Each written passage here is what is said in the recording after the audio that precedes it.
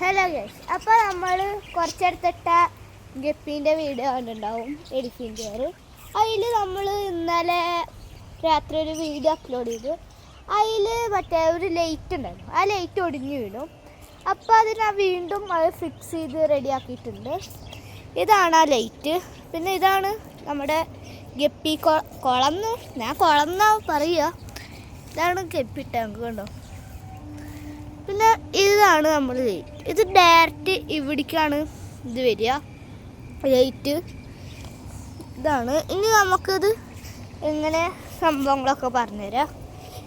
ഇത് ഇവിടുന്ന് ഇങ്ങനെ സൺലൈറ്റ് ഇതിലേക്ക് വരും. അപ്പോൾ സോളാർ ആയതുകൊണ്ട് ഇവിടെ സൈഡ് ബാറ്ററിയിൽ ഈ സോളാറിൻ്റെ പവർ വന്നിട്ട് ഇവിടെ ചാർജ് ആവും, ബാറ്ററിയിൽ വന്ന് ചാർജ് ആവും.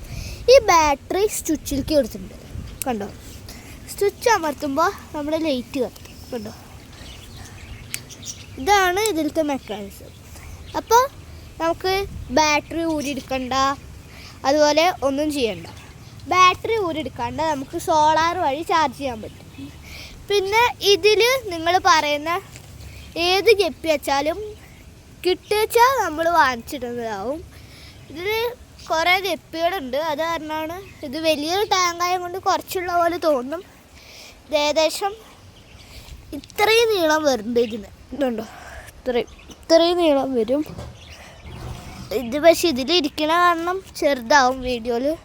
പിന്നെ ഈ കിളിക്കൂട് ഇത് നിങ്ങൾക്ക് കാണിച്ചു തരണമെങ്കിൽ നിങ്ങൾ സബ്സ്ക്രൈബും ലൈക്കും ചെയ്തിട്ട് ഒരു റെഡ് ഹാർട്ട് കമൻറ്റ് ചെയ്ത് കഴിഞ്ഞാൽ അത് നമ്മൾ കാണിച്ചു തരുന്നതാവും.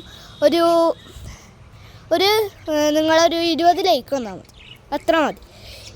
ഇത് ഫുള്ള് നമ്മൾ ഇതിലേതാ ഉള്ളത് എന്നൊക്കെ കാണിച്ചു തരും, കിളികളും എല്ലാം കാണിച്ചു തരും. ഇതാണ് നമ്മുടെ ടാങ്ക്.